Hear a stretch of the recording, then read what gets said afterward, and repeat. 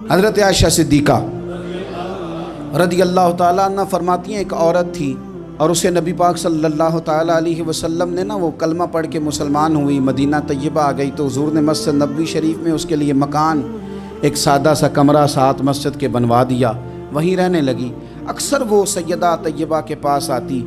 تو حضرت عائشہ صدیقہ رضی اللہ تعالیٰ عنہ فرماتی ہیں وہ بڑی باتیں سناتی اور آخر میں کہتی وہ ہار والا دن بھی بڑا عجیب دن تھا اور میرے رب کی قدرتوں کا دن تھا، وہ بھی بڑا عجیب دن تھا۔ سیدہ عائشہ صدیقہ رضی اللہ تعالیٰ عنہ ایک دن فرمانے لگی کہ تو ہار والے دن کا بڑا ذکر کرتی ہے، وہ کیا دن تھا؟ تو خاتون کہنے لگی اماں جی وہ دن تھا جب میرے رب پر بھروسہ اور مضبوط ہو گیا، جس دن میرا اپنے رب پر توکل اور بڑھا، میرے ایمان میں یقین میں اور پختگی آئی۔ کہنے لگی میں ایک گھر کی کنیز تھی، نوکرانی تھی، اس گھر میں ایک بچی تھی جس کے پاس سونے چاندی ہیرے جواہرات کا ہار تھا۔ اس زمانے میں چمڑے کے اوپر لوگ ہیرے جواہرات لگاتے تھے، کئی دفعہ سرخ رنگ کے چمڑے پہ لگائے جاتے تھے، وہ بچی پہنتی تھی تو کہتی ہوں بچی کے اس نے اتار کے رکھا یا اس سے گرا وہ ہار تو چیل اسے اٹھا کے لے گئی گوشت سمجھ کے اور میرے سامنے اٹھا کے لے گئی۔ گھر والوں نے مجھ سے پوچھا، یہ بخاری میں موجود ہے،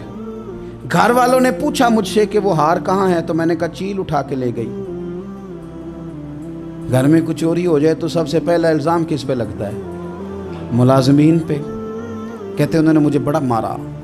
بڑی تکلیف تھی، حتیٰ کہ میری شرمگاہ تک کی تلاشی، میری عزت اتنی خراب کی میں بتا نہیں سکتی۔ میں نے اپنی زندگی میں ایک واقعہ دیکھا، ایک امیر گھر میں چوری ہو گئی، ملازم کو اتنا مارا کہ وہ چارپائی پہ پڑ گیا، پولیس والوں سے اتنی مار پروائی گئی کہ وہ بیچارہ چارپائی پہ پڑ گیا اور پھر وہ اتنا بیمار ہوا اور کچھ دنوں کے بعد پتہ چل گیا کہ چور تو اپنا بیٹا ہے ان کا، پھر اس کا انتقال ہو گیا۔ اب وہ سیٹھ صاحب اور گھر والے آ کے مرنے والے کے کان میں معافیاں مانگ رہے ہیں، کان میں۔ تو میں نے ان سے پھر کہا تھا کہ یہ تو اب چلا گیا ہے، تمہارا زور چلتا تھا نا تو تم نے قانون خریدا اور تم نے اسے جتنا ہو سکا تم نے اسے مار پڑوائی،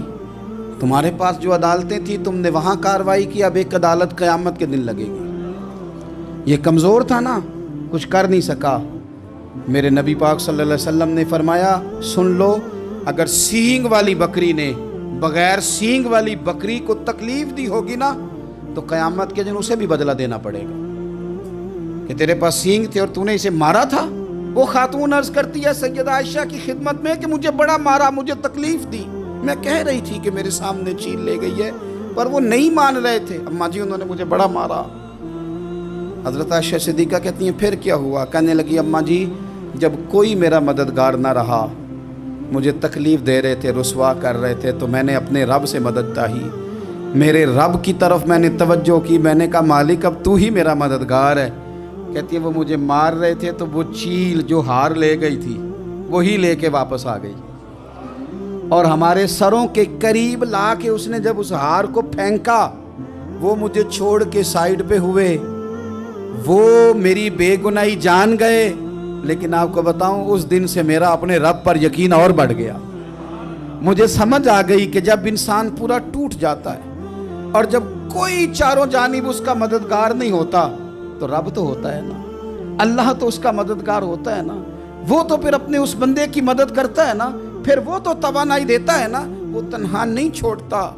وہ تو آنسوؤں والوں کے آنسوؤں پہ بڑا کرم فرماتا ہے، وہ تو قسم پرسی میں آ جاتا ہے، اس کی رحمت بڑھ کے استقبال کر لیتی ہے۔